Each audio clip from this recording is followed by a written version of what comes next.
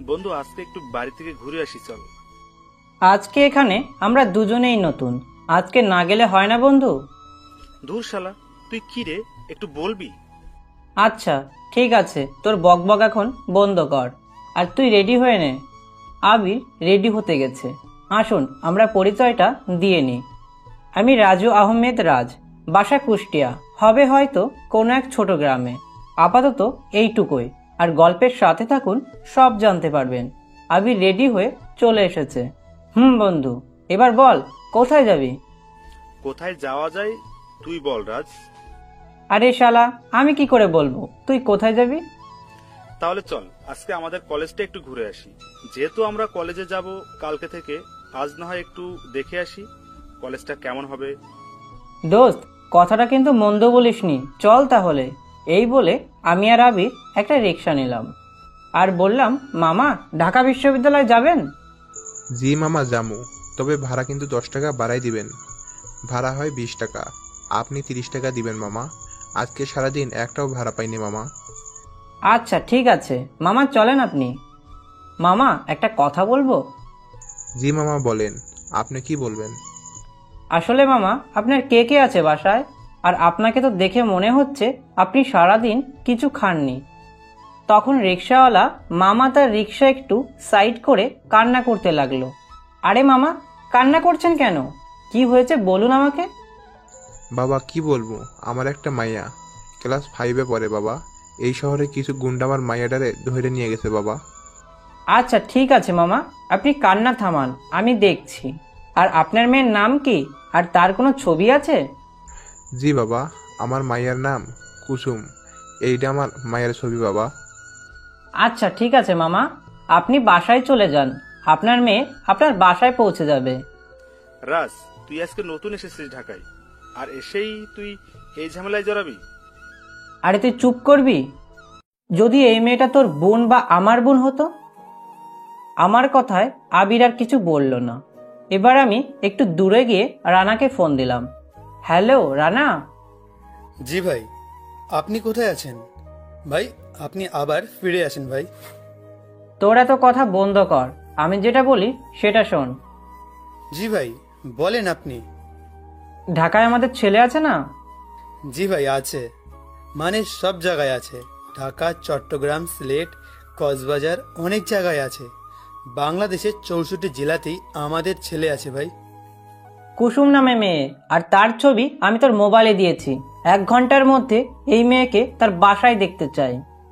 জি ভাই, 1 ঘন্টা না, আধা ঘন্টার মধ্যে পৌঁছে যাব ভাই। আপনি আবার ফিরে আসেন ভাই, আপনি ছাড়া আমরা সবাই অকেজো ভাই। আমি আসবো, তবে আমি কি জন্য এসেছি তা কি ভুলে গেছিস? ফোন রাখছি, আর আমি যা বললাম তাই যেন হয়। এই বলে আমি তাদের সামনে এসে বললাম, মামা বাসায় যান, আপনার মেয়ে বাসায় পৌঁছে যাবে আধ ঘন্টার মধ্যে। এই বলে আমি তাকে 500 টাকা দিয়ে রুমে চলে আসলাম। আসলে আবিরের সাথে আমার পরিচয় আজকেই। ছেলেটা অনেক ভালো, ওর বাবা মা নেই। আমি আমার আসল পরিচয় দেইনি তাকে। এমন সময় আবির বলল, রাজ, কে তুই? কেন? আমি তোর বন্ধু রাজ। না, আমার মনে হচ্ছে তোর আরো কোনো লুকানো পরিচয় আছে। বল, কে তুই? দেখ আবির, আমি বা কোথা থেকে এসেছি সবকিছু পরে জানতে পারবি, এখন বাদ দে। আর ওইদিকে আমার লোকেরা কুসুমকে তার বাসায় দিয়ে এসেছে, আর আমি তাদেরকে বলতে বলেছি আর যেন কোনোদিন কুসুমের দিকে না তাকায়। এরপর আমি খাওয়া শেষ করে ঘুমিয়ে গেলাম। পরের দিন সকালে ফ্রেশ হয়ে উঠে আগে ফজরের নামাজ পড়ে নিলাম। এরপর আমি আর আবির রেডি হয়ে রওনা দিলাম কলেজের উদ্দেশ্যে। কলেজের গেটের সামনে আসতেই একটা মেয়ের দিকে আমার চোখ আটকে যায়। মেয়েটার নাম কি তা আমি জানি না, তবে মেয়েটাকে আমার মনে ধরেছে। কিন্তু একবার দেখতেই মেয়েটি চলে গেল। আর কি করব, আসলে এক বড় ভাইয়ের সুপারিশে এই কলেজে ভর্তি হওয়ার সুযোগ পেয়েছি। তখন আমি আর আবির চলে গেলাম প্রিন্সিপালের রুমে। আসতে পারি স্যার? এসো। স্যার, আমি রাজ, আমাকে জীবন ভাই এখানে পাঠিয়েছে। আচ্ছা ঠিক আছে, আমি তোমাকে ভর্তি করে নিচ্ছি, আর তুমি ক্লাসরুমে যাও। কিন্তু স্যার, ক্লাসরুমটা কোন দিকে আমি তো চিনি না। সোজা 2 তলা গিয়ে সামনের রুমে। জি স্যার, ধন্যবাদ আপনাকে। এই বলে আমি সোজা আমার ক্লাসরুমে গেলাম। দেখি সামনে একটা বেঞ্চ খালি আছে, আমি সেখানেই বসে পড়লাম। কিন্তু একটু পরে সেই মেয়েটা আসলো। গেটের সামনে যাকে দেখেছিলাম সেই মেয়েটা, কিন্তু মেয়েটা এসেই আমাকে ঠাস ঠাস করে 2টা থাপ্পড় দিয়ে বলল, ওই ছোট লোকের বাচ্চা, তুই আমার সিটে কেন বসেছিস? তখন একটা ছেলে এসে বলল, নীলিমা তুই একটু শান্ত হ, আমি দেখছি। রবি, তুই এই ছোট লোকের বাচ্চাকে তুই এখান থেকে নিয়ে যা তাড়াতাড়ি। ভাই তোমার নাম কি তা আমি জানি না, তবে তুমি আমার সাথে একটু বাইরে এসো। কিন্তু কেন? রবি আমাকে কিছু বলতে না দিয়ে বাইরে নিয়ে গেল আর বলল, দেখো ভাই, তুমি কে আমি তা জানি না, তবে সামনের সিটে আর কোনোদিন বসবে না। কিন্তু কেন? এই কলেজ তার বাবার নাকি?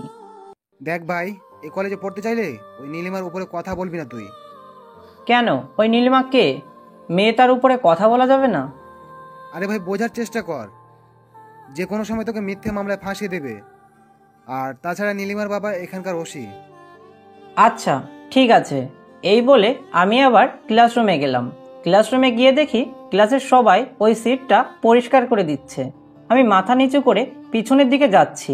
এমন সময় নীলিমা আবার বলল, ওই ফকিন্নির বাচ্চা, তোকে যদি আর কোনোদিন দেখেছি আমার সামনে, তাহলে তোকে আমি কি করব তা কোনোদিন ভাবতেও পারবি না। হাই রে মানুষ, তোর বাবা সামান্য একজন ওসি, তার জন্যই এত বড়াই? আর তোর বাবার মতো ওসি আমার পায়ের নিচে পড়ে থাকবে আমি যদি আমার আসল পরিচয় দিই। এটা মনে মনে বললাম। এরপর স্যার আসলো ক্লাসে। আমি মনোযোগ দিয়ে স্যারের লেকচার শুনছি। স্যার ক্লাস শেষ করে চলে গেল। আমি ক্লাসে বসেই আছি। এমন সময় একটা ছেলে এসে আমার পাশে বসলো আর বলল, হাই, আমি মামুন, তুমি? হাই, আমি রাজ। কিন্তু আপনি আমার পাশে বসলেন কেন? আর তাছাড়া আমি একজন ক্ষেত ছোট লোক, আমার পাশে বসলে আপনার বন্ধুরা সবাই আপনাকে ইগনোর করবে। তাই বলছি আপনি এখান থেকে চলে যান। আরে কে বলেছে এ কথা? সবাই এরকম না। আর বড় কথা হলো, তুমিও মানুষ, আমিও মানুষ। মানুষ মানুষকে ভালোবাসবে, এটাই তো আমাদের প্রিয় নবী হজরত মোহাম্মদ বলেছেন। আমরা তো শুধু এই দুনিয়ার 2 দিনের অতিথি মাত্র। আল্লাহ বলেছেন, আমার বন্ধুকে যে ভালোবাসবে সে যেন আমাকেও ভালোবাসে। আল্লাহ আরও বলেছেন যে আমার বন্ধু না হলে এই কুলকায়নাত হতো না। সো মানুষের সাথে বন্ধুত্ব করা আর আমার রাসূলের বন্ধুত্ব করার সমান। তাই আজ থেকে আমরা বন্ধু, ওকে? আর বন্ধুত্বের মাঝে তুমি বা আপনি বলা যাবে না। এখন আমি কি বলবো ভাষা খুঁজে পাচ্ছি না, কারণ মামুন যে কথা বলেছে তার সাথে বন্ধুত্ব না করে থাকতে পারলাম না। আচ্ছা, এখন থেকে আমরা বন্ধু। এই বলে আমি মামুনকে বুকে জড়িয়ে নিলাম।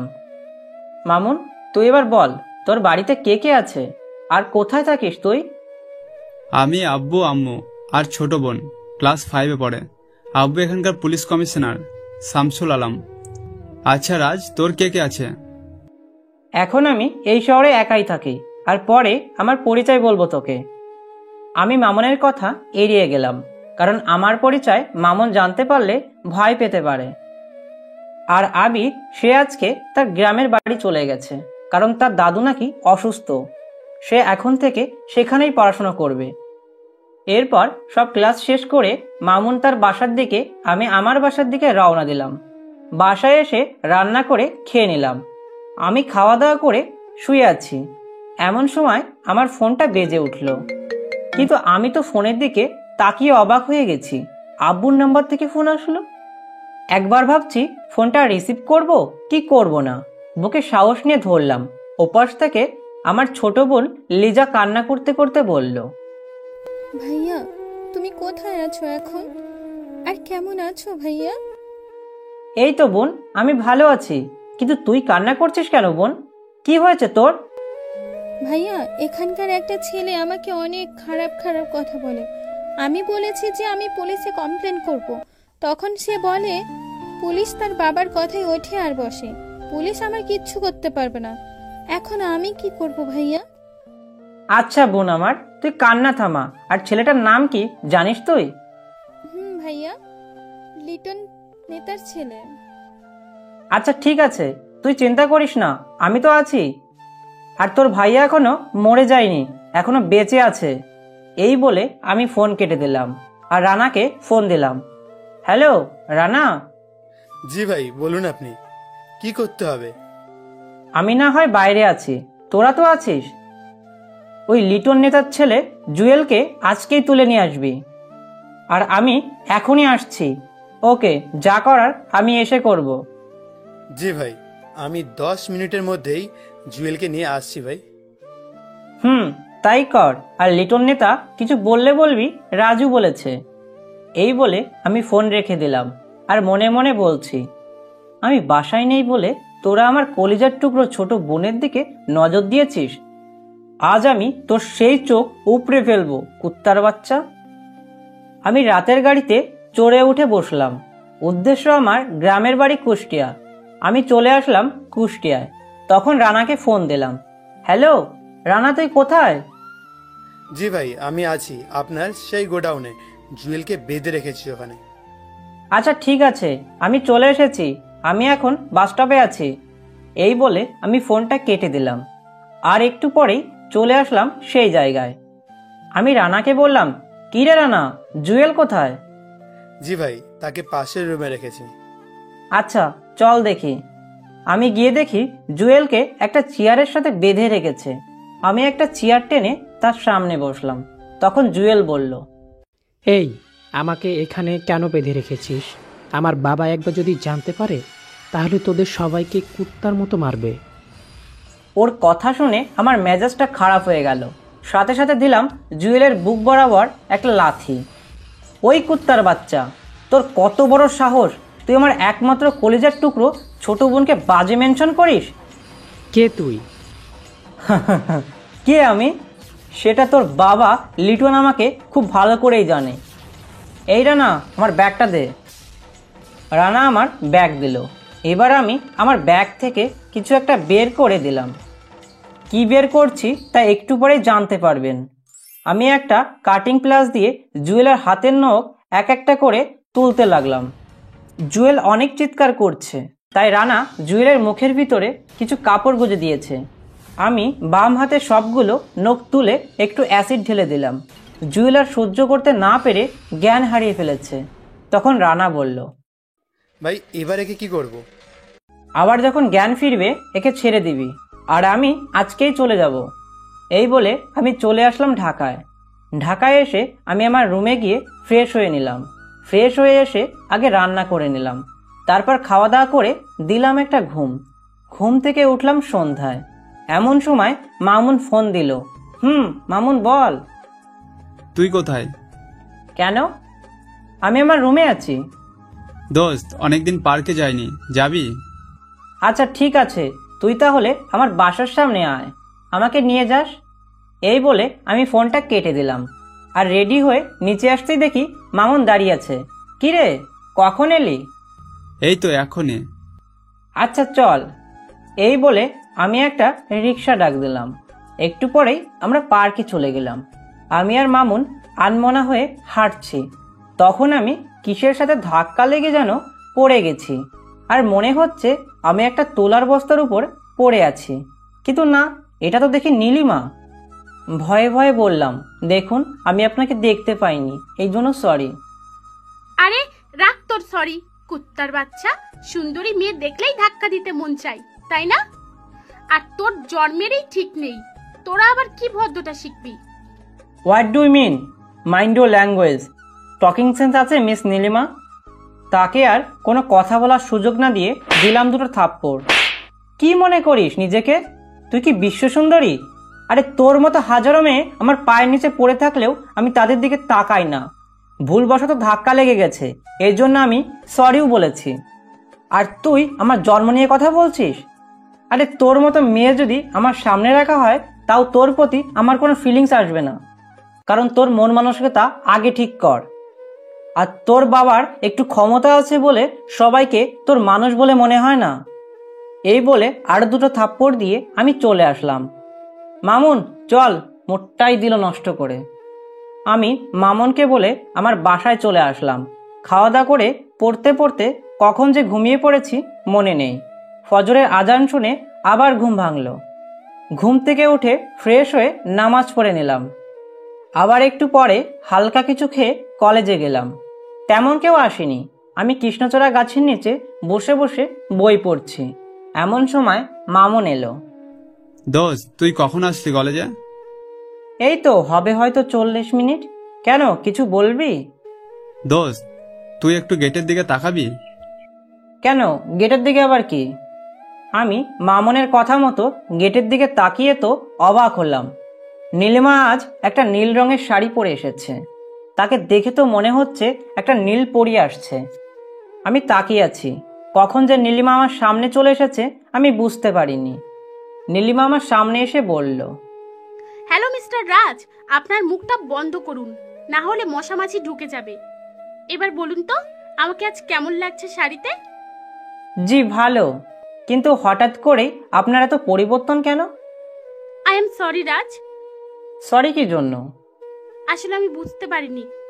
ছোটবেলায় আমার মা মারা যায়। আমার সুখের জন্য বাবা আর দ্বিতীয় বিয়ে করেননি। কষ্ট কি জিনিস তা আমি কখনো বুঝতে পারিনি, আর আমার বাবা আমাকে বুঝতেও দেয়নি। কালকে তুমি আমার চোখ খুলে দিয়েছো। আমাকে তোমার বন্ধু করে নাও। আসলে নীলিমা কথাগুলো কান্না করতে করতে বলল, আচ্ছা ঠিক আছে, আজ থেকে বন্ধু। তবে একটা কথা। কি কথা বলো? এই কলেজে কারোর সাথে খারাপ আচরণ করবে না তুমি।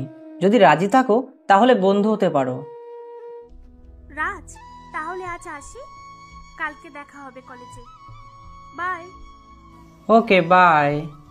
এই বলে আমি চলে আসলাম আমার বাসার দিকে। আমি বাসায় গিয়ে হালকা কিছু খাওয়া দাওয়া করে ফেসবুক করছি।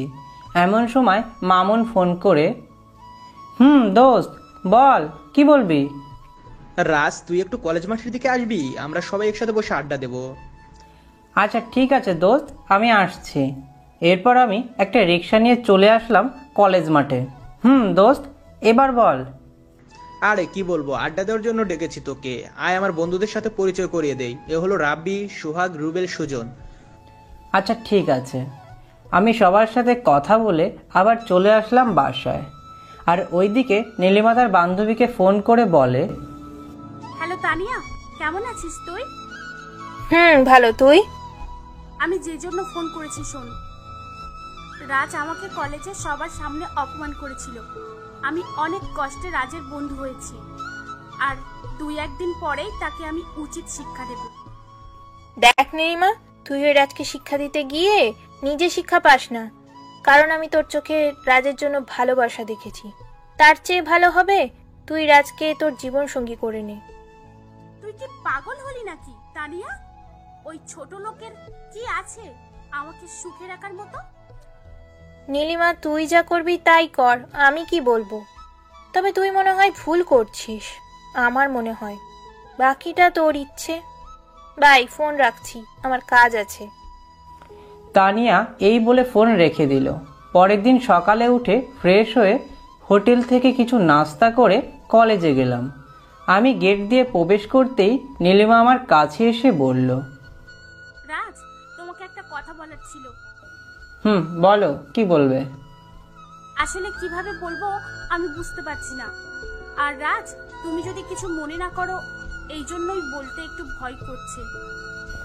আরে কিসের ভয়, বলো। রাজ, আমি তোমাকে ভালোবাসি।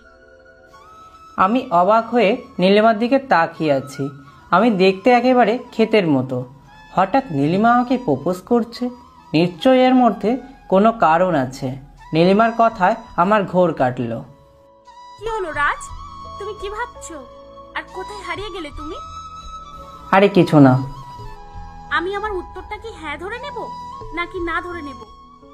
নীলিমা, আমাকে তুমি 2 দিন সময় দাও, আমি 2 দিন পরে বলবো। এই বলে আমি ওখান থেকে চলে আসলাম। সেই দিন আর আমি ক্লাস করলাম না। নীলিমার সেই কথাটা আমাকে অনেক ভাবাচ্ছে। আমি কিছু বুঝতে পারছি না কি করব। আমার মন নীলিমার কথায় সায় দিচ্ছে না। আর ওইদিকে আমি মামুনকে ফোন দিলাম। হ্যালো দোস্ত। দোস্ত বল, কি হয়েছে, কোনো সমস্যা? আরে ধুর, কোনো সমস্যা নেই, কিন্তু একটু সমস্যা। নীলিমার সব কথা মামুনকে বললাম। দোস্ত তুই হ্যাঁ বলে দে। আমি জানি নীলিমা মেয়েটা একটু অহংকারী, তবে নীলিমা নিজে থেকে তোকে প্রপোজ করেছে। আমার যা মনে হলো আমি তাই বললাম, এরপর বাকিটা তোর ইচ্ছা। আচ্ছা ঠিক আছে দোস্ত, ফোন রাখছি। এই বলে ফোনটা কেটে দিলাম। আজ 2 দিন পরে কলেজে গেলাম। যাওয়ার সময় একটা গোলাপ ফুল নিয়েছি। আজ আমিও নীলিমাকে প্রপোজ করব। আসলে নীলিমা মেয়েটা দেখতে মাশাআল্লাহ একদম পরীর মতো। বলতে বলতে আমি কলেজ মাঠে চলে আসলাম। নীলিমা ও তার বান্ধবীরা মিলে আড্ডা দিচ্ছে একসাথে। নীলিমা আমাকে দেখে দৌড়ে আমার সামনে আসলো। রাজ, আমার উত্তরটা কি আজ পাবো? পাবে। তাহলে তুমি আমাকে প্রপোজ করো। এখন? এখন করবে। আচ্ছা ঠিক আছে।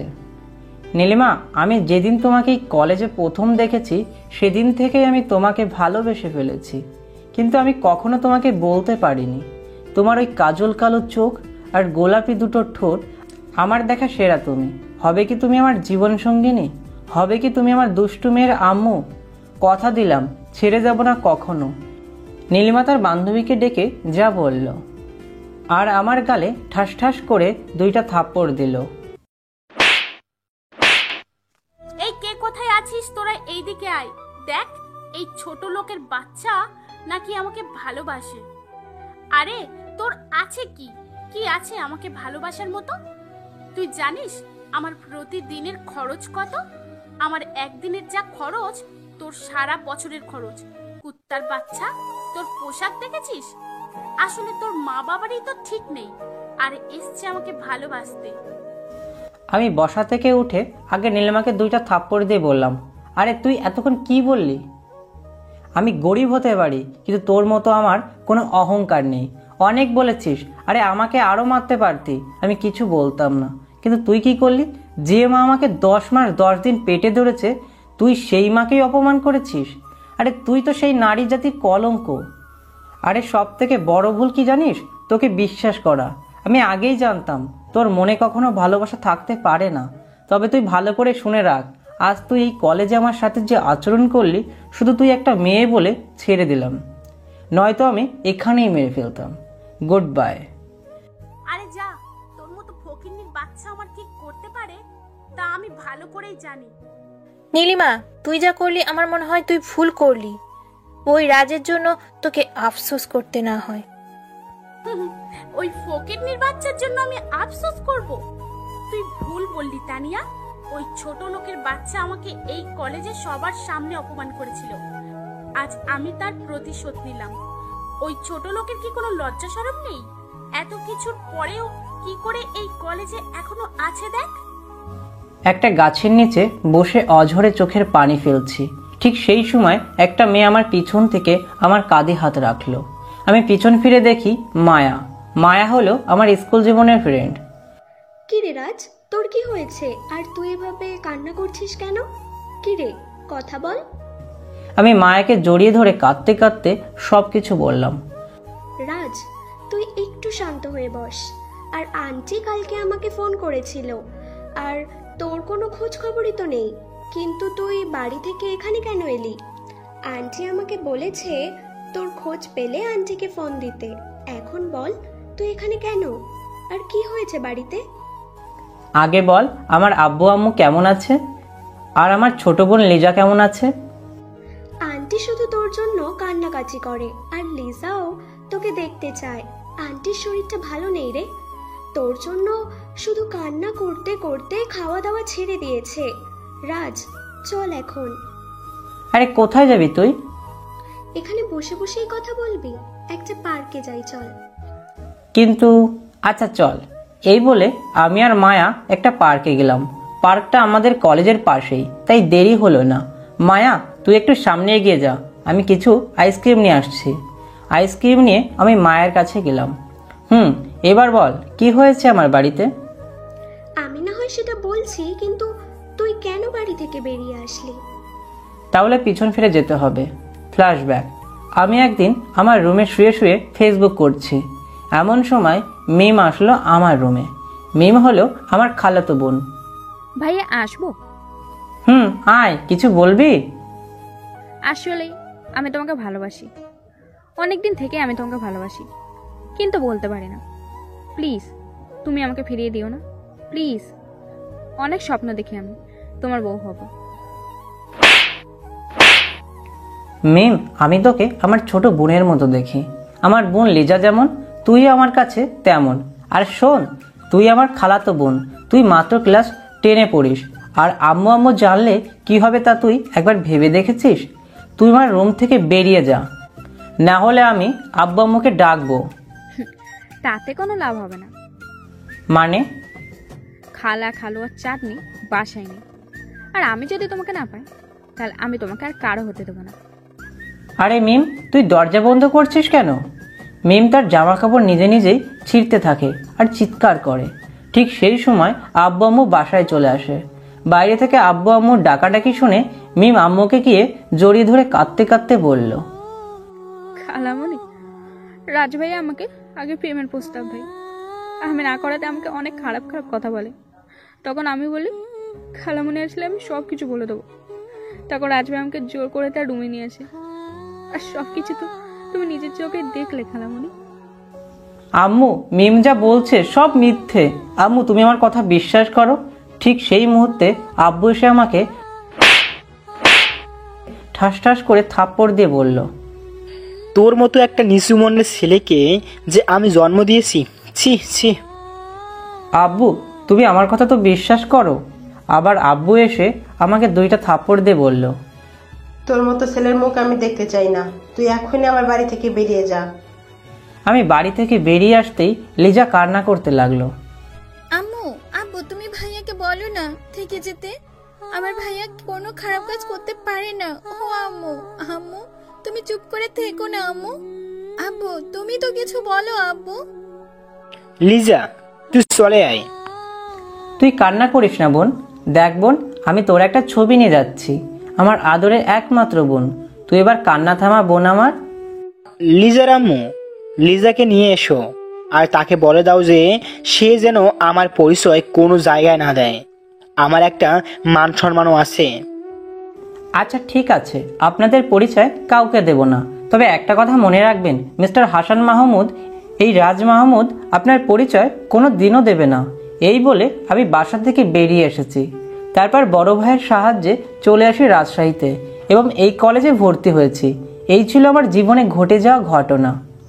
কিন্তু তোর লেখাপড়ার খরচ কিভাবে চলে? আমি এখানে 2টো টিউশনি করি, আর সেই বড় ভাই আমাকে একটা কাজের ব্যবস্থা করে দিয়েছে।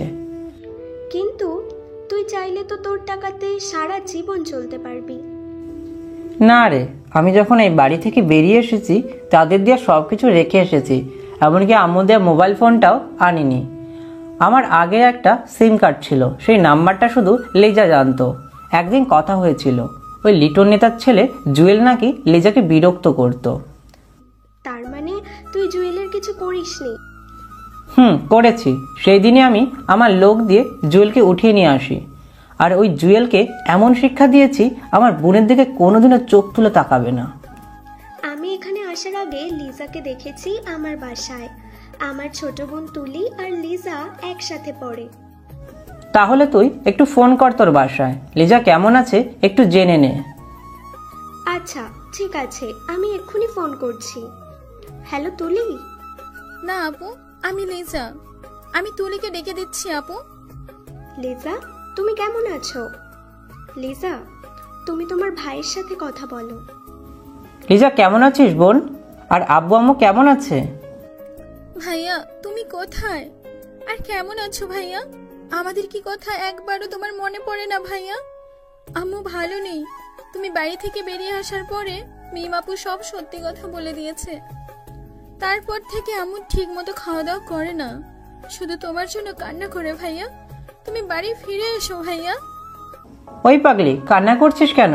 তোর কান্না যে আমি সইতে পারি না রে বোন। ভাইয়া তুমি কান্না করছো কেন? এই দেখো আমি আর কান্না করছি না ভাইয়া। কই আমি কান্না করছি?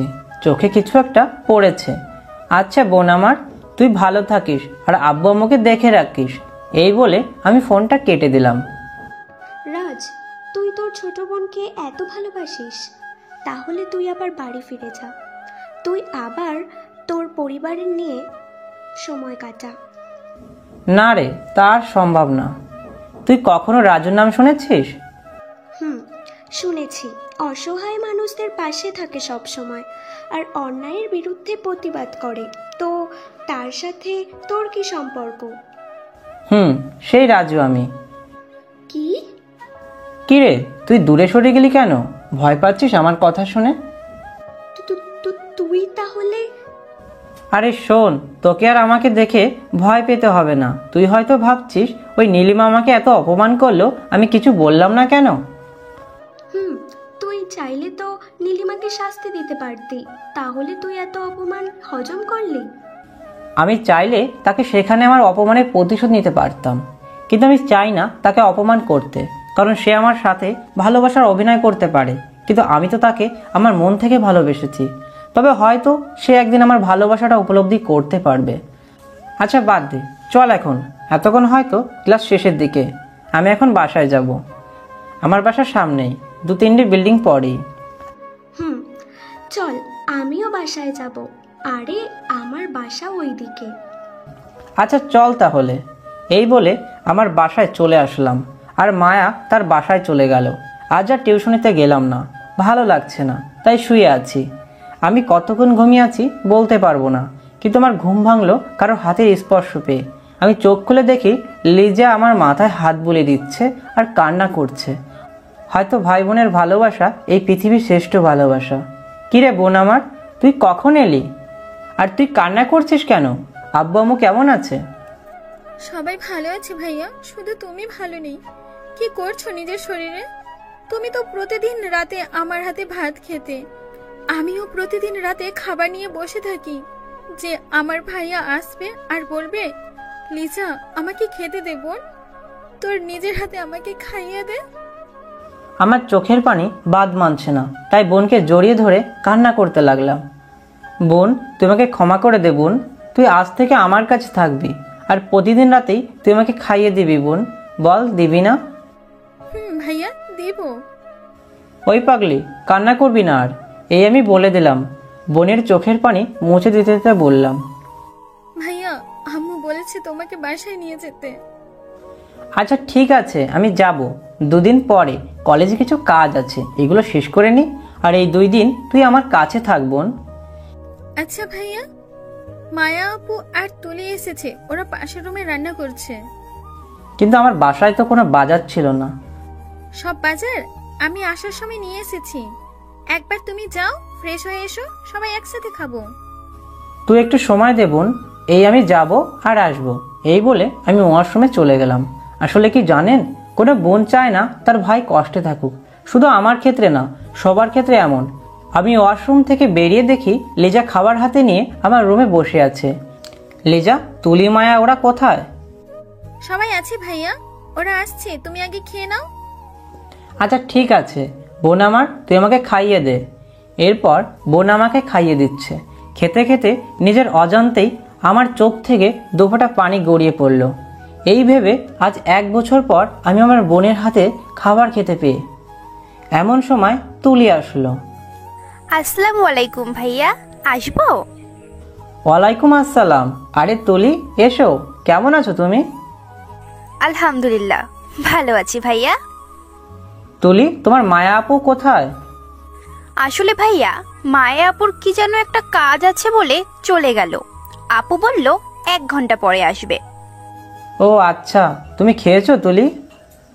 না ভাইয়া, আমি আর লিজা একসাথে খাবো। তুলি, তুমি খাবার নিয়ে এসো। আজ আমি আমার 2 বোনকে আমার নিজের হাতে খাইয়ে দেব। তুলি খাবার নিয়ে আসলো, আমি তাদের খাইয়ে দিলাম।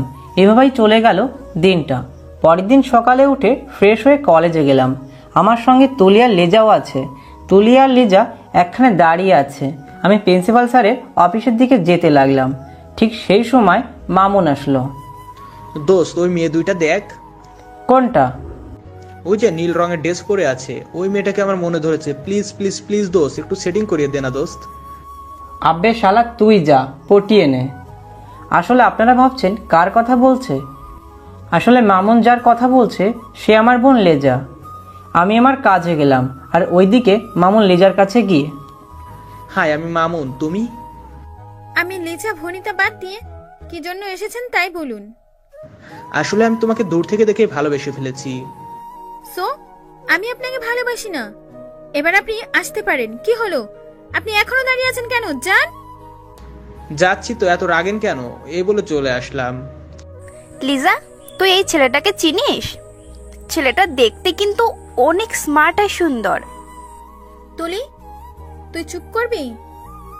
এটা ভাইয়ার বন্ধু। তুই দেখলি না ভাইয়ের সাথে কথা বলতো? ওই দেখ, আবার ভাইয়ার সাথে কথা বলছে। দোস্ত, ওই মেয়েটা আমাকে কোনো পাত্তা দিল না রে। আমি একটু হাসি দিয়ে বললাম, আচ্ছা চল দেখি কোন মেয়ে তোকে পাত্তা দিল না। এই বলে আমি মামুনকে নিয়ে লিজার কাছে আসলাম। আমি আমার চোখের ইশারায় লিজাকে চুপ থাকতে বললাম। দোস্ত, এই মেয়েটা। বুঝেছি, তুই একে বিয়ে করতে চাস? চাই।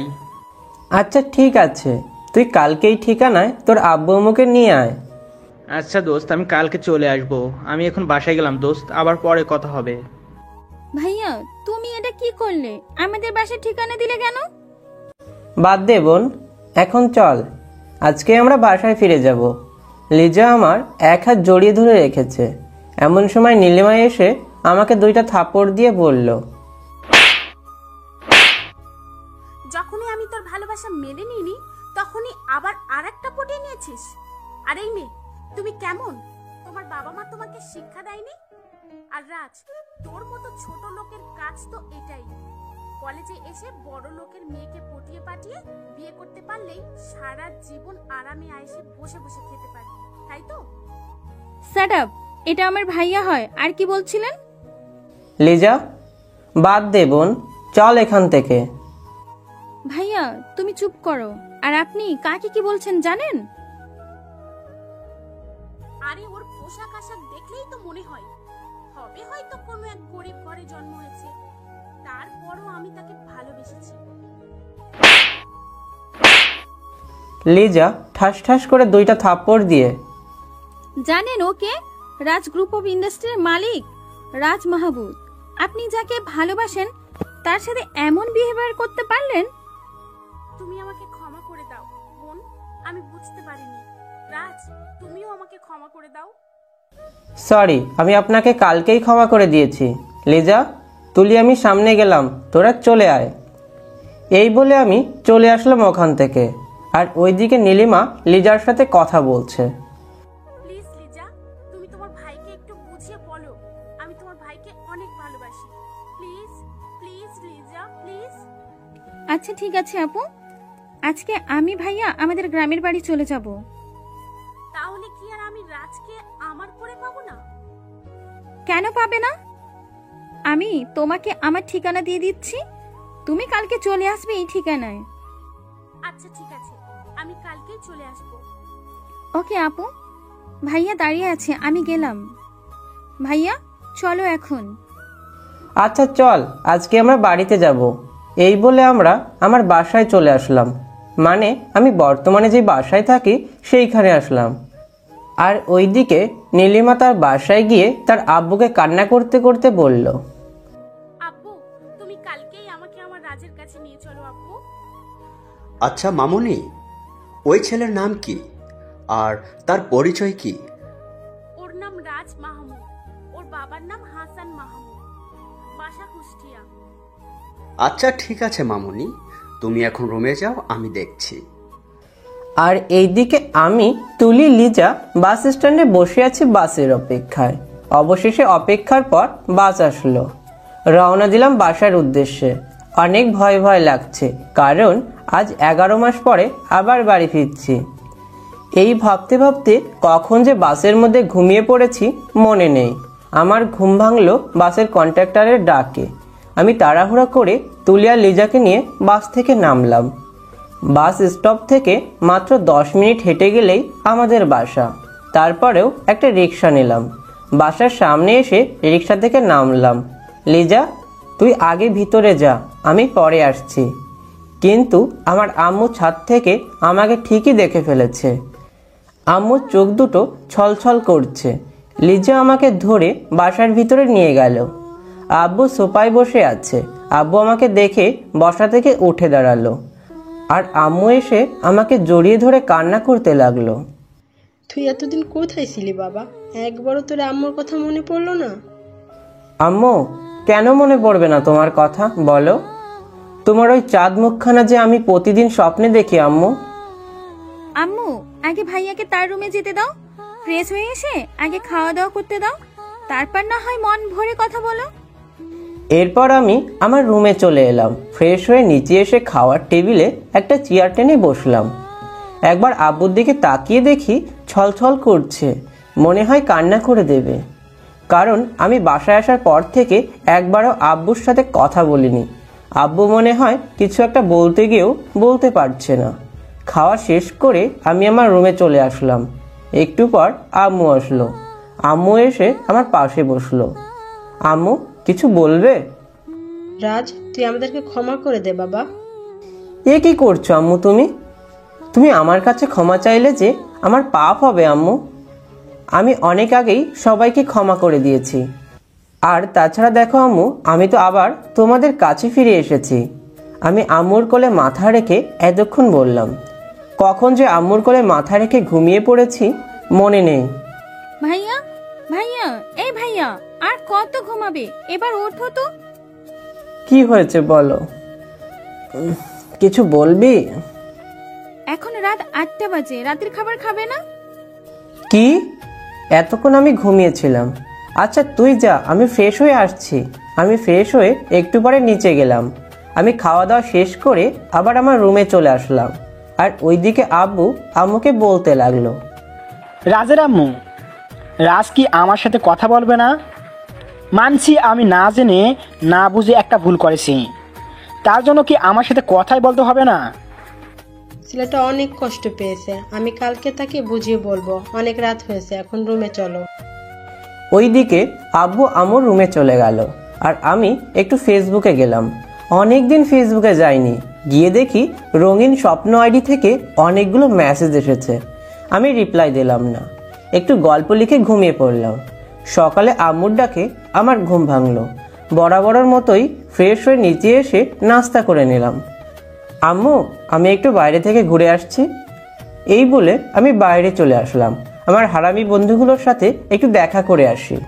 আমি জানি ওদের কোথায় গেলে পাওয়া যাবে। ওরা সবাই আমার আস্তানায় আড্ডা দিচ্ছে। আমি যে এসেছি ওরা জানে না, আর জানলে হারামিগুলো আমার বাসায় চলে আসতো। বলতে বলতে আমি চলে এলাম সেই জায়গায়। শাকিল তো আমাকে দেখে ভূত দেখার মতো করে দেখছে। কিরে, এমন করে কি দেখিস তুই? এই কথা বলতেই ওরা সবাই এসে আমাকে জড়িয়ে ধরে কান্না করে দিল। আরে এবার তো ছাড়, আমি জানি এখন আমি আসামি, আর ওরা জজ ব্যারিস্টার, তাই এখন ওদের প্রশ্নের উত্তর দিতে হবে। শালা, এই 11 মাস তুই আমাদের ছেড়ে কোথায় ছিলি? আর তোর আগের নাম্বার বন্ধ কেন? আরে এক একটা করে প্রশ্ন কর। আর আমার আগের মোবাইল হারিয়ে গেছে। মিথ্যে বললাম, আপনারা আবার বললেন না। আর ওইদিকে রনি আমার উপর রাগ করে বসে আছে। আমি রনির কাছে গেলাম। দোস্ত, তুই রাগ করেছিস? না, আমি রাগ করব কেন? আমি তোর কে যে আমি তোর উপরে রাগ করব? এরপর অনেকভাবে বুঝিয়ে আর অনেকক্ষণ আড্ডা দিয়ে সন্ধ্যায় বাসায় চলে আসলাম। কলিং বেল বাজাতেই কেউ একজন দরজা খুলে দিল। কিন্তু দরজার সামনে নীলিমাকে দেখে আমি অবাক হয়ে গেলাম। আপনি এখানে কেন? আর কার কাছে এসেছেন আপনি? আম্মু, আম্মু, ও আম্মু, তোমার ছেলে আমাকে বকা দিচ্ছে। ওই চুপ, এখানে আপনার আম্মু কে? হ্যাঁ? তখনই আম্মু চলে আসলো। কি হয়েছে মা নীলিমা? আম্মু, তোমার ছেলে আমাকে বকা দিচ্ছে। রাজ, তুই কেন বকা দিচ্ছিস? আম্মু, এই মেয়ে আমাদের বাসায় কি করে এলো? আরে, তুই একে চিনতে পারছিস না? ও তো রফিক আঙ্কেলের মেয়ে নীলিমা। তোরা ছোট থাকতে একসাথে কত খেলেছিস। ও আচ্ছা। এই বলে আমি আমার রুমে চলে আসলাম। সোজা ওয়াশরুমে চলে গেলাম। ফ্রেশ হয়ে এসে দেখি নীলিমা আমার রুমে বসে আছে। আমি দৌড়ে আবার ওয়াশরুমে চলে গেলাম, কারণ আমার পরনে শুধুমাত্র টাওয়াল ছিল। এই যে মিস, আপনি আমার রুম থেকে বেরিয়ে যান।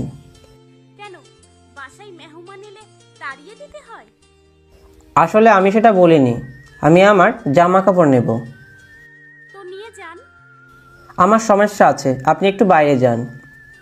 কি সমস্যা সেটা আগে বলতে হবে, তারপর আমি বাইরে যাব। আসলে আমি শুধু একটা টাওয়াল পরে আছি। আমি জানি তুমি টাওয়াল পরে আছো, নিয়ে যাও। ধ্যাত, লিজা, লিজা, কোথায় তুই? লিজাকে ডেকে কোনো লাভ নেই, কারণ লিজা ড্রয়িং রুমে টিভি দেখছে। কি তুমি বেরিয়ে আসবে নাকি আমি ভিতরে আসব? আর আমি ভেতরে গেলে কি করব তা তুমি বুঝতেই পারছো। কি কি কি করবেন আপনি? কি? আচ্ছা ঠিক আছে, আমি বেরিয়ে আসছি। এই বলে আমি ওয়াশরুম থেকে বেরিয়ে আসলাম। কিন্তু নীলিমা এমন একটা কাজ করবে আমি ভাবতেও পারিনি। নীলিমা সোজা আমার কাছে এসে আমার ঠোঁট তার আয়ত্তে নিয়ে নিল। প্রায় 4 মিনিট পরে আমাকে ছেড়ে দিল। এটা কি হলো? কি হলো মানে? একটা কিস করলাম, আবার হবে নাকি? আচ্ছা ঠিক আছে, আর ভয় পেতে হবে না। এবার তুমি নিচে এসো, সবাই বসে আছে তোমার জন্য। আপনি এখন যাবেন এখান থেকে? নীলিমা চলে গেল। আমি একটু পর নিচে গেলাম। নিচে যেতেই রফিক আঙ্কেল বলল, রাজ বাবা তুমি কেমন আছো? আসসালামু আলাইকুম আঙ্কেল। আমি ভালো আছি, আপনি কেমন আছেন? ওয়ালাইকুম সালাম। আলহামদুলিল্লাহ ভালো আছে বাবা। তুমি রাজশাহীতে ছিলে আর আমি জানি না? আসলে আঙ্কেল, আমি তো জানতাম না যে আপনি ওখানে আছেন। এই বলে আঙ্কেলের সাথে অনেকক্ষণ কথা বলতে বলতে খাবার খেয়ে নিলাম। আজ আব্বুর সাথেও কথা বলেছি, কারণ আমি চাই না আমার পরিবার আমার জন্য কারোর কাছে ছোট হোক। বাবা রাজ, নীলিমা এখানে থাকছে, তুমি নীলিমাকে একটা কলেজে ভর্তি করে দিও। আর তাছাড়া তুমি আর নীলিমা তো সেম ক্লাসেই পড়ো। কিন্তু কোনো কিন্তু নেই, আমার বৌমা আমার এখানে লেখাপড়া করবে। আর কিছু না বলে সোজা আমার রুমে চলে আসলাম। একটু পর দেখি নীলিমা 1 কাপ কফি নিয়ে আমার রুমে এসেছে। আপনি আমার রুমে কেন এসেছেন? তোমার কফি আর আমার রুমে আমি আসব, তাতে কি সমস্যা? আপনার রুম মানে? সামনের মাসে তোমার আর আমার বিয়ে, তাই এটা শুধু তোমার রুম না, আমারও রুম। আর আব্বু কি বলেছে তুমি শোনোনি? কই, আপনার আব্বু তো তেমন কিছু বলেনি। আরে আব্বু মানে তোমার আব্বু, তাছাড়া তোমার আব্বু তো আমারও আব্বু। এই নাও, কফি ঠান্ডা হয়ে যাচ্ছে। আচ্ছা দিন। এই বলে কফিতে চুমুক দিলাম। আমি অর্ধেকটুকু খেয়েছি, আর বাকি অর্ধেক কফি নীলিমা আমার হাত থেকে নিয়ে খেতে লাগলো। আরে আরে, কি করছেন আপনি? আপনি আমার অর্ধেক কফি নিয়ে নিলেন কেন? তো কি হয়েছে? আমি আমার স্বামীর কফি খেয়েছি, তো কি হয়েছে? আর তাছাড়া স্বামী স্ত্রী 1 কাপের কফি খেলে ভালোবাসা গভীর হয়। কে বলেছে? আর আমি আপনাকে বিয়ে করলে তো? অনেক রাত হয়েছে, এবার আপনি আপনার রুমে যান, আমি ঘুমাবো এখন। এই বলে আমি ঘুমিয়ে পড়লাম। সকালে ঘুম থেকে উঠতে গিয়ে দেখি আমার বুকের উপর ভারী কিছু পড়ে আছে। এরপর আমি দেখি নীলিমা আমার বুকের উপর শুয়ে আছে। একটা ধাক্কা দিয়ে ফেলে দিলাম। ও মা গো, আমি মরে গেলাম গো। এই এই কি করছেন আপনি? এই বলে আমি নীলিমার মুখ চেপে ধরলাম। নীলিমা তাও চিৎকার দিতে চাইছে।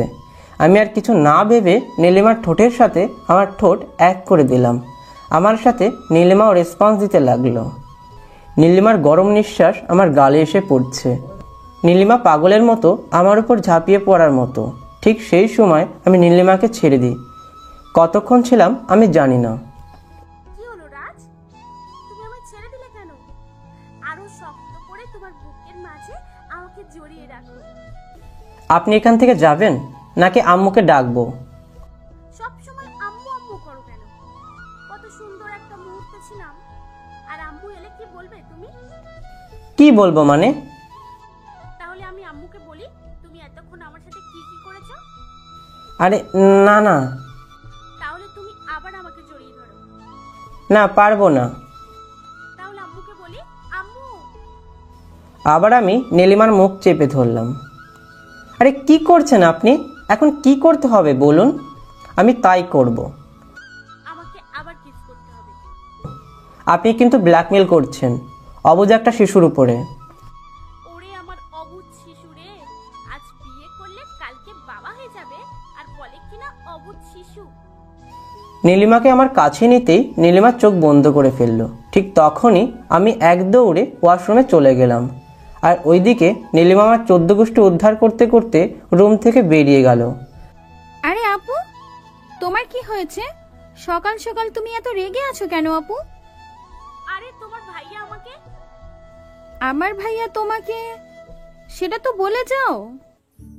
আমি বলতে পারবো না, তোমার ভাইয়াকে জিজ্ঞেস করো। ভাইয়া? ভাইয়া? এই ভাইয়া, কোথায় তুমি? আমি ওয়াশরুমে আছি, কিছু বলবি? বলবো। তুমি ওয়াশরুম থেকে বেরিয়ে এসো। তুই একটু ওয়েট কর, আমি আসছি। এই বলে একটু পরে আমি ওয়াশরুম থেকে বেরিয়ে আসলাম। এবার বল, কি বলবি তুই? আচ্ছা ভাইয়া, তোমাকে সকালে ডেকে ওঠাতে পারি না, আর আজ নিজের থেকে উঠে গেছো, ব্যাপার কি ভাইয়া? ভাবি বাসায় আসতে না আসতেই দেখি অনেক চেঞ্জ হয়ে গেছো। তবে রে, খুব পেকেছিস তুই, তাই না? আমি লিজাকে কথা বলতেই এক দৌড়ে চলে গেল। একটু পর আমি নিচে গিয়ে নাস্তা করে বেরোতে যাব। রাজ, তুই কোথায় যাচ্ছিস এখন? আম্মু, আমি একটু বাইরে যাব। কেন, কিছু লাগবে নাকি আম্মু? কি লাগবে বলো, আমি আসার সময় নিয়ে আসব। তোর পেঁচাল এখন বন্ধ করবি তুই? কেন আম্মু, আমি আবার কি বললাম? তোর আব্বু সকালে বলে গেছে নীলিমাকে এখানকার কলেজে ভর্তি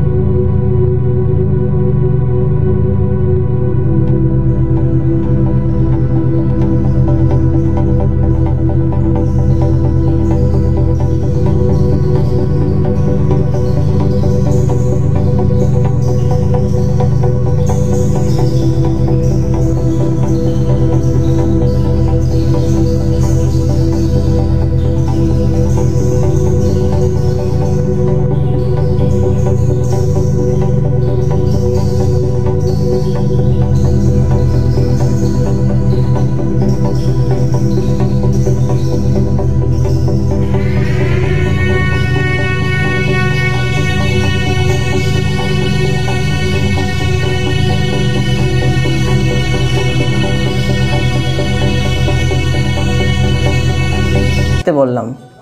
আমি বাইক চালাচ্ছি, নীলিমা পিছন থেকে আমাকে ধরে আছে। একটু পরে কলেজে চলে আসলাম।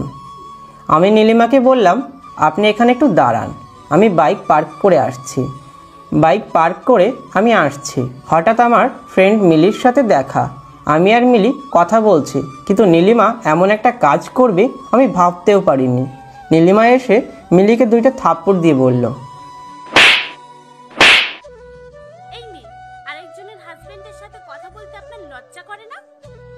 রাজ, কে এই মেয়ে? আমি ওর বউ। আপনার কোনো সমস্যা আছে? নীলিমা, চুপ করবেন আপনি? নীলিমা গালে হাত দিয়ে দাঁড়িয়ে আছে। সরি মিলি, ও বুঝতে পারিনি, আর আমি ওর হয়ে তোর কাছে ক্ষমা চাইছি। এই বলে আমি নীলিমাকে নিয়ে চলে আসলাম। নীলিমার গাল দুটো লাল হয়ে গেছে। নীলিমাকে ভর্তি করিয়ে আমি আর নীলিমা বাসায় চলে আসলাম, কারণ আজ প্রথম দিন, তাই কোনো ক্লাস নেই। সারা রাস্তা নীলিমা একটা কথাও বলিনি আমার সাথে। নীলিমা সোজা তার রুমে চলে গেল। আম্মু অনেকবার জিজ্ঞেস করেছে নীলিমাকে। আমি আর কিছু না বলে আমিও আমার রুমে চলে আসলাম। রুমে এসে শুধু ভাবছি, আমি কি নীলিমাকে থাপ্পড় মেরে ভুল করলাম? না, আমি আর কিছু না ভেবে নীলিমার রুমে গেলাম। দেখি নীলিমা শুয়ে শুয়ে কান্না করছে। আমি বললাম, নীলিমা, আই এম সরি। এই কথা বলতেই নীলিমা আমাকে জড়িয়ে ধরে কান্না করতে লাগলো। রাজ, তুমি আমাকে ক্ষমা করে দাও প্লিজ। আমি বুঝতে পারিনি, আর তোমার সাথে কোনো মেয়ে দেখলে আমার মাথা ঠিক থাকে না। শুধু আমার মনে হয় এই বুঝি আমি তোমাকে হারিয়ে ফেলেছি। I love you Raj, I love you. আমি তোমাকে ছাড়া বাঁচবো না রাজ। আচ্ছা ঠিক আছে, এখন তো আমাকে ছাড়ো, আমি ফ্রেশ হব। এই বলে আমি আমার রুমে চলে আসলাম। আমি ওয়াশরুম থেকে বেরিয়ে দেখি নীলিমা আমার রুমে বসে আছে। তুমি এখানে মানে? তুমি আমার রুমে কি করছো? আপু তোমাকে নিচে যেতে বললো, এই জন্যই এসেছি। আমি রুমে এসে দেখি তোমার রুমে সব ছড়িয়ে ছিটিয়ে আছে, তাই রুমটা একটু গুছিয়ে দিলাম। তুমি নিচে এসো, আপু অনেকক্ষণ বসে আছে। আচ্ছা ঠিক আছে, তুমি যাও, আমি আসছি। এই বলে আমি রেডি হয়ে নিচে গেলাম। আব্বু, আমাকে আপনি ডাকছেন? সামনের মাসে 4 তারিখে তোমার বিয়ে। আর আজকে বাসায় থেকো, তোমার রফিক আঙ্কেল আসবে। কিন্তু আব্বু, আমার লেখাপড়া তো শেষ হয়নি। বিয়ের পরে লেখাপড়া শেষ করে নিও। আমাকে আর কোনো কিছু বলার সুযোগ না দিয়ে আব্বু চলে গেল। আম্মু, কি হচ্ছে এসব? আমি এ বিয়ে করতে পারবো না। কেন? নীলিমাকে বিয়ে করতে তো সমস্যা কোথায়? কারণ আমি অন্য একটা মেয়েকে ভালোবাসি। নীলিমাকে শুনিয়ে শুনিয়ে বললাম। নীলিমা ছলছল চোখ নিয়ে রুমে চলে গেল। আমিও রুমে চলে আসলাম। রুমে এসে ফেসবুকে গল্প লিখতে লিখতে কখন যে ঘুমিয়ে পড়েছি মনে নেই। আর ওইদিকে কি হচ্ছে চলুন এক নজরে দেখে আসি। কি হয়েছে মা নীলিমা তোর? আমাকে বল। আম্মু, আমি আজকেই চলে যাব, আর থাকবো না এখানে। কেন মা? আম্মু, রাজ আমাকে ভালোবাসে না, অন্য কাউকে ভালোবাসে আম্মু। আর এইদিকে আমার ঘুম ভাঙে সন্ধ্যায়। আমি ঘুম থেকে উঠে মনে মনে ভাবছি, অন্যদিন তো আমাকে ঠিকমতো ঘুমাতে দেয় না, আর আজ আমাকে কেউ একবারও ডাকলো না। ঘুম থেকে উঠে ফ্রেশ হয়ে নিচে গেলাম। আম্মু, আম্মু, আমাকে কিছু খেতে দাও তো। রান্নাঘরে খাবার রাখা আছে, খেয়ে নে। আম্মু, আজ তুমি আমার সাথে এমন আচরণ কেন করছো? আম্মু আমার কথার কোনো উত্তর না দিয়ে চলে গেল। লিজা, লিজা, আমাকে একটু খেতে দিবি? আল্লাহ সবার হাত দিয়েছে, তো নিজে হাতে নিয়ে খেতে পারো না? আরে সবাই আমার সাথে এমনভাবে কেন কথা বলছো? কি হয়েছে একটু বলবে? কি আর হবে, নীলিমা আপু আজ চলে গেছে। কি? নীলিমা চলে গেল কেন? কেন গেছে তুমি জানো না? তুমি নাকি অন্য কাউকে ভালোবাসো, আর নীলিমা আপু তোমার সাথে অন্য কাউকে দেখতে পারবে না বলেই সে চলে গেছে। আমার কাজ আছে, আমি গেলাম। এই লিজা, আমার কথা না শুনে চলে গেল। এই বলে আমিও বাইরে চলে গেলাম। অনেক ঘোরাঘুরি করে একটা টং দোকানে বসে চা খাচ্ছি। হঠাৎ আমার ফোনটা বেজে উঠলো। আমি ফোনের দিকে তাকিয়ে দেখি লিজা ফোন করেছে। একবার মনে করলাম ফোনটা রিসিভ করব না, আবার মনে হলো লিজা অনেক সময় ফুচকা খাওয়ার জন্য বায়না ধরে। লিজা বল, তোর কি কিছু লাগবে? ভাইয়া, তুমি কোথায় আছো এখন? কেন রে, তোর কি লাগবে তাই বল। ভাইয়া, তুমি তাড়াতাড়ি বাসায় এসো, এক্ষুনি আমরা রাজশাহীতে যাব। নীলিমা আপু সুসাইড করতে চেয়েছিল। কি? তুই কি বলছিস বোন? এই কথা শোনার সাথে সাথে আমি অনুভব করতে লাগলাম আমার জীবন থেকে কি যেন একটা হারিয়ে যাচ্ছে। চোখের পানি আর বাদ মানছে না। আমি কান্না করতে করতে বাসায় চলে এলাম। বাসায় এসে দেখি আম্মু ড্রয়িং রুমে বসে আছে। আমি সোজা আম্মুর কাছে গিয়ে আম্মুকে জড়িয়ে ধরে কান্না করতে লাগলাম। আম্মু, তুমি আমার নীলিমাকে এনে দাও। আম্মু, এনে দাও প্লিজ। আম্মু, তুমি আমার নীলিমাকে এনে দাও। এই বলেই আমি জ্ঞান হারিয়ে ফেলি। এরপর কি হয়েছে আমার মনে নেই। আমার জ্ঞান ফিরতেই দেখি আমি একটা বেডে শুয়ে আছি। মনে হয় এটা একটা হাসপাতাল হবে। ঠিক তখনই নীলিমার কথা মনে পড়ে গেল। আমি নীলিমা বলেই জোরে একটা চিৎকার করে উঠি। তখন আম্মু আসলো। আম্মু, আমার নীলিমা কোথায় বলো? আম্মু বলো, আমার নীলিমা ঠিক আছে তো আম্মু? তুই একটু শান্ত হ রাজ। আম্মু, তুমি আগে বলো আমার নীলিমা কোথায়, সে কেমন আছে? নীলিমা এখানেই আছে, পাশের রুমে। ডাক্তার বলেছে 24 ঘন্টা পার না হলে কিছু বলতে পারবে না। আম্মু, আমি নীলিমার কাছে যাব, আমাকে নিয়ে চলো আম্মু, আমাকে নিয়ে চলো। ভাইয়া, তুমি নীলিমা আপুর কাছে গিয়ে কোনো সিন ক্রিয়েট করতে পারবে না। আগে তুমি বলো। আচ্ছা ঠিক আছে, আমি কিছু করব না, আমাকে নিয়ে চল বোন আমার। এই বলে লিজার আম্মু আমাকে নীলিমার কাছে নিয়ে গেল। কিন্তু নীলিমার একই অবস্থা হয়েছে। আঙ্কেল, কি করে হলো এসব? চুপ করে থাকবেন না আঙ্কেল, বলুন আঙ্কেল বলুন। আমি জানি না বাবা, তোমাদের বাসা থেকে এসে নীলিমা রুমে চলে যায়। আমি মনে করি অনেক রাস্তা গাড়িতে এসেছে, তাই হয়তো রুমে ফ্রেশ হতে গিয়েছে। আমি আর কিছু না বলে থানায় চলে আসি। কিন্তু আমি রাতে বাসায় ফিরে নীলিমার রুমে গিয়ে দেখি রক্ত। নীলিমার এক হাতে শিরা কেটে জ্ঞান হারিয়ে পড়ে আছে। তারপর আমি নীলিমাকে হাসপাতালে নিয়ে আসি। বাবা, আমার একটা মাত্র মেয়ে, তুমি তাকে বাঁচাও বাবা, প্লিজ। আমি বেঁচে থাকতে আমার নীলিমাকে কিছু হতে দেব না আঙ্কেল, নীলিমা আমাকে ছেড়ে যেতে পারে না। এমন সময় ডাক্তার এসে বলল, রোগীর জ্ঞান ফিরেছে। আর এখানে রাজকে? জি ডাক্তার, আমি রাজ। রুগী আপনার সাথে কথা বলতে চাই, তাই শুধু আপনি ভিতরে যাবেন। একটু আম্মুর দিকে তাকালাম। আম্মু ইশারায় আমাকে ভিতরে যেতে বলল। আমি ভিতরে গেলাম। নীলিমার পাশে একটা চেয়ার টেনে বসলাম। ওই নীলিমা, তুমি আমাকে একা করে কোথায় যাবে? এই পাগল, কান্না করছো কেন তুমি? দেখো, আমি আবার ফিরে এসেছি। আমার একটা কথা রাখবে রাজ? রাখবো। বলো তুমি কি বলবে? আমি হয়তো তোমাকে আর আপন করে পাবো না, তাই শেষবারের মতো আমাকে জড়িয়ে ধরে একটা কিস দেবে? বলো রাজ, বলো। কে বলেছো তুমি আমাকে পাবে না? আমি তোমার ছিলাম, আছি এবং তোমারই থাকবো। তাহলে যে তুমি ওই দিন বললে যে তুমি অন্য কাউকে ভালোবাসো? আরে সেদিন তো আমি তোমাকে রাগানোর জন্য বলেছিলাম। কি হলো? তুমি আবার কান্না কেন করছো? এই বলে আমি নীলিমাকে আবার বুকের সাথে জড়িয়ে ধরলাম। রাজ, আমি তোমাকে অনেক ভালোবাসি রাজ। আমি তোমার এই বুকে সারা জীবন থাকতে চাই রাজ। বলো, রাখবে না তোমার বুকে আমাকে? নীলিমা, আমার এই বুক শুধু তোমার জন্য, আর এখানে তুমি ছাড়া আর কেউ নেই। তোমার মতো করে আমাকে কে ভালোবাসবে? হঠাৎ দরজায় নক পড়ল, তাই আমি আর নীলিমা দুজন দুজনকে ছেড়ে দিয়েছি। ভাবি, তুমি কেমন আছো এখন? লিজা, তুই যাবি এখান থেকে? বারে, বউ পেয়ে আমাকে ভুলে গেলে ভাইয়া? ভাবিকে আমিই ঠিকানা দিয়েছিলাম আমাদের বাসার। ভাইয়া, ভাবি, তোমাদের রোমান্স শেষ হলে সবাই ভেতরে আসবে কি? লিজা, তোর বক বক বন্ধ করবি? আর নীলিমা তো লজ্জায় লাল হয়ে গেছে। আমি আর কিছু না বলে বাইরে চলে আসলাম। এরপর আম্মু আম্মু আঙ্কেল সবাই ভিতরে গেল। ওরা সবাই যার যার মতো কথা বলে চলে গেল। শুধু আম্মু নীলিমার কাছে থাকলো। 2 দিন পরে নীলিমাকে রিলিজ দেবে। এখন দুপুর হয়ে গেছে। এরপর আমি আম্মুকে বললাম, আম্মু তুমি বাসায় চলে যাও, আমি নীলিমার কাছে আছি। আম্মু যেতে চায়নি। তারপরেও আমি আম্মুকে এক ধরনের জোর করে পাঠিয়ে দিলাম। আমি আম্মুকে গাড়িতে উঠিয়ে দিলাম। আসার সময় হোটেল থেকে কিছু খাবার নিয়ে এসেছি। আমি হাসপাতালে এসে দেখি নীলিমা ঘুমিয়ে আছে। দেখতে অনেকটাই মায়াবী লাগছে। গোলাপি ঠোঁটের উপর তার লম্বা কালো চুল এসে পড়েছে। আমি আবার নতুন করে তার প্রেমে পড়ে গেলাম। আমি হালকা ফু দিয়ে চুলগুলো সরিয়ে দেওয়ার জন্য আমার মুখ নীলিমার মুখের কাছে নিতেই নীলিমা আমার ঠোঁট দুটো তার আয়ত্তে নিয়ে নিল।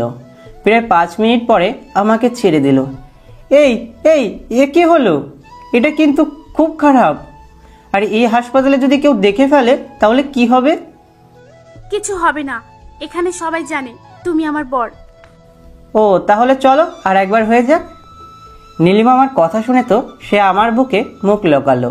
দেখতে দেখতে 2 দিন চলে গেল। আজ নীলিমাকে রিলিজ দেবে। নীলিমাকে নীলিমার বাসায় নিয়ে গেলাম, কিন্তু সেখানে গিয়ে ঘটলো আর এক বিপত্তি। নীলিমা বলল, আব্বু তুমি রাজকে বলো আমাদের বাসায় থাকতে। সব কথা শুনেছি, আমিও আর জোরাজোরি করলাম না। নীলিমা সুস্থ হওয়া পর্যন্ত আমি সেখানেই ছিলাম। অনেক রোমান্টিক খুনসুটি ভালোবাসার মধ্যে দিয়ে ব্যস্ত ছিলাম। আজ বাসায় ফিরতে হবে। এমন সময় নীলিমা আমার কাছে আসলো। রাজ, কি হয়েছে তোমার? তোমার এত মন খারাপ কেন? না, তেমন কিছু না। তোমাকে ছেড়ে যেতে ইচ্ছে করছে না তাই। তোমাকে ছাড়া যে আমারও থাকতে কষ্ট হবে। আমাকে তোমার সাথে করে নিয়ে যেতে পারবে না রাজ? তা কি করে সম্ভব বলো? আর 6 দিন পরেই তো তোমার আমার বিয়ে। এই কয়টা দিন একটু কষ্ট করো। এই কথা বলতেই নীলিমা আমাকে জড়িয়ে ধরে কান্না করতে লাগলো। ওই পাগলি, কান্না করছো কেন? মাত্র তো 6টা দিন। আমি কোনো মতে নীলিমাকে বুঝিয়ে বাসা থেকে বেরিয়ে আসলাম। আজ 10 দিন পর আমি আমার বাসায় ফিরছি। এই 10 দিন যে কিভাবে কেটেছে আমি বুঝতে পারিনি। আজ মনটা অনেক খারাপ লাগছে। বাসায় চলে আসলাম। কলিং বেল বাজাতেই আম্মু এসে দরজা খুলে দিল। রাজ, নীলিমা কেমন আছে? সে এখন অনেক ভালো আছে আম্মু। ডাক্তার থাকলে তো যে কোনো রোগী সুস্থ হবেই, কি বলে ভাইয়া? আম্মু, তোমার মেয়েকে কিছু বলবে? এটা তোদের ভাই বোনের ব্যাপার, এটা নিয়ে আমি কিছু বলতে পারবো না। আগে তোকে এই বাসা থেকে বিদায় করতে হবে। আর কিছু না বলে আমি আমার রুমে চলে আসলাম। রুমে এসে আগে ফ্রেশ হয়ে নিলাম। ফ্রেশ হয়ে এসেই দেখি আমার ফোনটা কান্নাকাটি করছে। আপনারা বুঝলেন না তো? আরে কেউ ফোন করেছে। আমি ফোনটা হাতে নিয়ে দেখি নীলিমা ফোন করেছে। নীলিমা বলো। ওই কুত্তা, বানর, হনুমান, রামছাগল, আরে কি হয়েছে সেটা তো বলবে। তুমি বাসায় গেছো কখন? আর তুমি বাসায় গিয়ে আমাকে ফোন দিলে না কেন? তোমার সাথে আর কথা বলবো না। আরে আমি একটু আগেই বাসায় ফিরেছি, এসে আগে ফ্রেশ হতে ওয়াশরুমে গিয়েছিলাম। আচ্ছা ঠিক আছে, সরি, এবার তো বলো। এখানে হাসির কি হলো? এইভাবে অনেকক্ষণ কথা হলো, দেখতে দেখতে আমাদের বিয়ের দিন চলে এলো। এর মধ্যে আমি দুবার গিয়েছিলাম নীলিমার সাথে দেখা করতে। কাল আমাদের বিয়ে, বাসায় অনেক মেহমান এসেছে। আর হ্যাঁ, আমি আপনাদের বলতেই ভুলে গেছি, আমার আদরের ছোট্ট বোনেরও বিয়ে ঠিক হয়ে আছে আমার বন্ধু মামুনের সাথে। মামুনও তার বাবা মা এসেছে আমার বিয়েতে। আমার হারাবি বন্ধুগুলো সবাই এসেছে। আজ সন্ধ্যায় গায়ে হলুদ। বাসায় অনেক মেহমান এসেছে তো, তাই এত মানুষের হই হুল্লোড়ে আমার ঘুম আসছে না। আর ওইদিকে নীলিমা শুধু ফোন করেই যাচ্ছে। শালা কেন যে এই বিয়েটা করতে গেলাম? বিয়ের আগেই এত, না জানি বিয়ের পরে কি করে। ও আল্লাহ, তুমি আমাকে রক্ষা করো। একবারে ফজরের নামাজ পড়ে ঘুমিয়ে গেলাম, কিন্তু সকাল হতেই আমার ঘুম ভেঙে গেল। মানুষের কোলাহলে আমার ঘুম ভেঙেছে। শুয়ে শুয়ে আমি মোবাইল দেখছি। এমন সময় আমার মামাতো বোন সুবর্ণা এসে আমাকে বলল। সুবর্ণা অনেক ছোট তো, তাই ওর কথা শুনতে আমার অনেক ভালো লাগে। রাজভাইয়া, মানুষ বিয়ে করে কি করে? কেন আপু, মানুষ এই জন্যই বিয়ে করে? মনে করো আমি বিয়ে করেছি, তোমার ভাবি এসে আমার জামা কাপড় পরিষ্কার করে দেবে আর রুমটা গুছিয়ে দেবে, আরে কত কাজ করবে। তাহলে আমি তোমার সব কাজ করে দিব। তুমি আমাকে বিয়ে করে নাও রাজভাইয়া। কি বলে আমার ছোট্ট বুড়িটা? ওর কথা শুনে তো আমি অবাক হয়ে গেলাম। ঠিক সেই সময় মামানি এসে বলল, সুবর্ণা কি বলেছে রাজ? ও কিছু না মামানি। আম্মু, আমি রাজভাইয়াকে বিয়ে করব। আচ্ছা ঠিক আছে, তুমি আগে বড় হয়ে নাও, তারপর বিয়ে করো। রাজ, তুমি এখন ফ্রেশ হয়ে নাও, পরে আর সময় পাবে না। জি মামানি। এরপর আমি ওয়াশরুমে চলে গেলাম। একটু পরে আমি ওয়াশরুম থেকে বেরিয়ে আসলাম। এসে দেখি মামুন আমার রুমে বসে আছে। কি রে তুই এখন? লিজা এখানে আমাকে আসতে বললো, তাই এলাম। তাহলে আমি গিয়ে লিজাকে বলি যে তুই আমাকে আসতে বারণ করেছিস। আরে না দোস্ত, তুই না আমার দোস্ত, তুই এমন করিস না, নইলে আমার 12টা বাজিয়ে দেবে। এই বলে আমি আর মামুন নিচে গেলাম, হালকা কিছু খেয়ে নিলাম। এরপর রেডি হয়ে নিলাম, মানে এখন আমরা আমার হবু শ্বশুর বাড়ি রওনা দেব। আমি এবং আমার বন্ধু এমনকি সবাই চলে আসলাম আমার হবু শ্বশুর বাড়ি।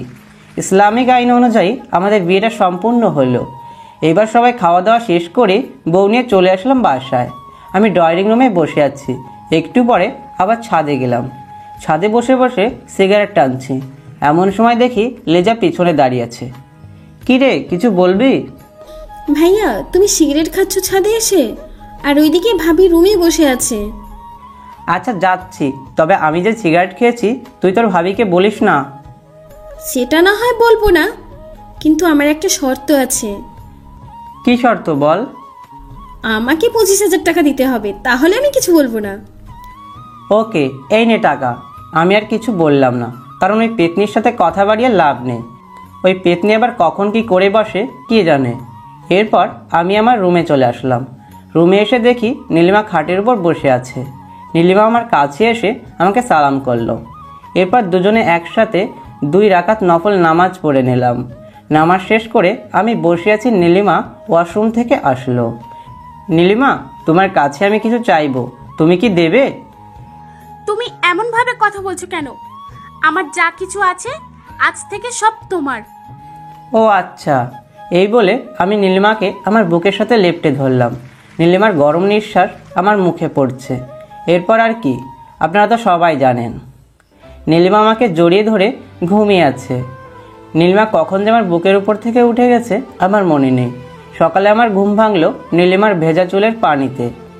আমি ঘুম ঘুম চোখে দেখি নীলিমা আমার সামনে দাঁড়িয়ে আছে। এরপর আমি নীলিমাকে এক টান দিয়ে আমার বুকের উপর নিয়ে নিলাম আর আমাদের 4 ঠোঁট এক করে দিলাম। একটু পরে আমি নীলিমাকে ছেড়ে দিলাম। এটা কি হলো? সারা রাত তো ঘুমোতে দাওনি, এখন যাও ওয়াশরুম থেকে ফ্রেশ হয়ে আসো। এরপর আমি উঠে ফ্রেশ হয়ে ওয়াশরুমে গেলাম। একটু পরে ফ্রেশ হয়ে আসলাম, দেখি নীলিমা আয়নার সামনে বসে আছে। আমি পিছন থেকে জড়িয়ে ধরলাম। রাজ, তুমি কি পাগল হয়ে গেছো নাকি? এখন আর না, আমি নিচে গেলাম, সবার জন্য নাস্তা রেডি করতে হবে না? তোমাকে নাস্তা রেডি করতে হবে না, এই বাসায় অনেক কাজের মানুষ আছে, তারাই সব করবে। তুমি শুধু আমার কাছে থাকবে। এখন আমরা রোম্যান্স করব। উফ, এই সময় আবার কি ডাকছে? নীলিমা দেখো তো। আগে তো আমাকে ছাড়ো। লিজা এসছে মনে হয়। এরপর আমি দরজা খুলে দেখি। ভাবি, ভাইয়া কোথায়? কেন, তোমার ভাইয়া তো রুমেই আছে। ভাবি, তুমি আর ভাইয়া নিচে আসো, আম্মু নাস্তা খেতে ডাকছে। আচ্ছা ঠিক আছে, তুমি যাও, আমি আসছি। লিজা চলে গেল। রাজ, আমি নিচে গেলাম, তুমি নিচে আসো, আম্মু ডাকছে। জি মহারানী, আপনার আদেশ চিরদার্য। এরপর বউ একবার আমার দিকে তাকিয়ে মুচকি হাসি দিয়ে চলে গেল। আমিও একটু পরে নিচে গিয়ে নাস্তা করে নিলাম। রাজ, আজকে নীলিমার বাসা থেকে তোকে আর বৌমাকে নিতে আসবে, তাই আজকে তুই বাসায় থাকবি। আর কিছু বললাম না, মাথা নাড়িয়ে হ্যাঁ সম্মতি জানিয়ে আমি আমার রুমে চলে আসলাম। মাত্র আমি বারান্দায় গিয়ে একটা সিগারেট জ্বালিয়েছি, এমন সময় বউ আমার পিছন থেকে জড়িয়ে ধরে বলল, রাজ, তুমি আজ থেকে সিগারেট খাবে না, কারণ তুমি সিগারেট খেলে আমার অনেক কষ্ট হয়। সিগারেটটা ফেলে দিয়ে নীলিমাকে আমিও জড়িয়ে ধরলাম। আচ্ছা ঠিক আছে, আজ থেকে আমি আর সিগারেট খাবো না। এবার হ্যাপি তো? কি হলো, কথা বলছো না যে?